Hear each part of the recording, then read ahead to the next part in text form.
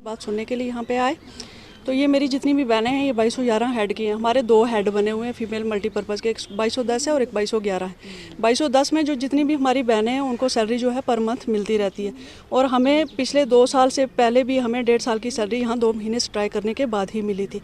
हम यहाँ पे आज मजबूर होके, एक तरफ से गवर्नमेंट कहती है कि बेटी पढ़ाओ और बेटी बचाओ, और किस लिए बचाओ और किस लिए पढ़ाओ। पढ़ाओ तो सड़कों पे उतरने के लिए गवर्नमेंट हमें मजबूर करती है। पिछले 6 महीने से हमें सैलरी नहीं है।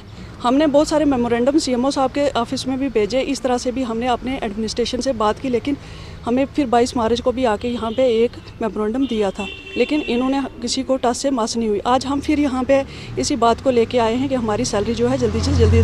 देखो मेरी बहनें कुछ हैं ऐसी हैं जो बीमार हैं, जिनको पर मंथ मेडिसिन वगैरह की घर में और भी फैमिली मैटर्स होते हैं। हम 6-6 महीने अगर सैलरी नहीं होती है तो वो हमारे घर वाले भी हमें कहते हैं कि आप किस लिए जाती हो वहाँ, अगर आपको सैलरी नहीं है, आपकी वहाँ पर कोई डिपार्टमेंट में कोई इज्जत नहीं है, तो फिर आप क्यों जाते हो वहाँ पर। तो कई मेरी बहनें ऐसी हैं जिनके बच्चे स्कूलों में पढ़ते हैं, हाई स्कूलों में बच्चे डाले हुए हैं। उनके बच्चे जो है, मैं अपने बच्चों की बात करूं तो मेरे बच्चों को 2 बार स्कूल से घर भेजा है। गवर्नमेंट से लोन लिए हुए हमने, गाड़ियां ली हुई हैं, और हमारी गाड़ियां पेट्रोल की वजह से घर में खड़ी। आज हमें बसों पर सफ़र करना पड़ रहा है सिर्फ इसीलिए कि हमें पेट्रोल जो है दिन से दिन गवर्नमेंट महंगा कर रही है, और हमारी गाड़ियाँ जो हमने ली थी लोन पर ली थी, आज एक साइड से भी हमें कर्जा, दूसरी साइड से भी कर्जा।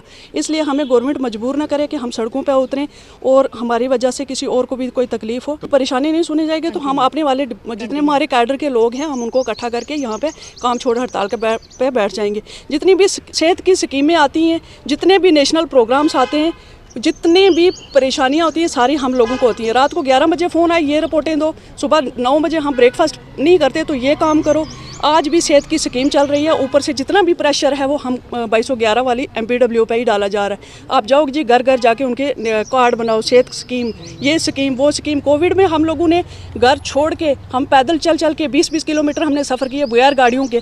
हमारी उस वक्त भी किसी ने इतना नहीं कहा कि किसी को एम्बुलेंस दे के इनको ड्यूटियों तक पहुँचा दे।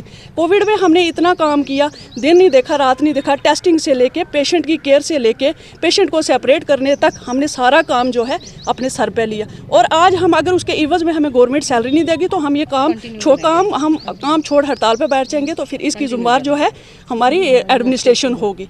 तो मैं आपका भाई थैंक्स करती हूँ कि आप लोगों ने हमारी बात सुनी। हम कुछ दिन 2-4 दिन और वेट करेंगे, अगर इन्होंने हमारी बात का कोई जवाब ध्यान ना दिया तो हम काम छोड़ हड़ताल पे चले जाएंगे। पेंडिंग सैलरी है हमारी, 5-6 महीने की सैलरी जो है पेंडिंग है। 22 मार्च को भी हमने एक मेमोरेंडम दिया था सीएमओ सर को, और एलजी साहब से भी हमने रिक्वेस्ट की थी आपके चैनल के माध्यम से कि हमारी जितनी भी पेंडिंग सैलरी है उसका कोई जल्द से जल्द हल निकालें, नहीं तो हमें सड़कों पे उतरने के लिए मजबूर होना पड़ता है। सैलरी के बिना हमारा घर चलना बहुत मुश्किल है। कईयों ने लोन लिए हुए हैं, आज बच्चों की एडमिशन है, बुक्स वगैरह हैं, कईयों की रेंट पे रहती हैं मैडमें कहीं, तो सैलरी के बिना जो घर का खर्चा चलाना हमारा मुश्किल हो जाता है। इसलिए हमने रिक्वेस्ट की थी एलजी साहब से कि जल्द से जल्द हमारी सैलरी का कोई मसला जो है वो हल करें।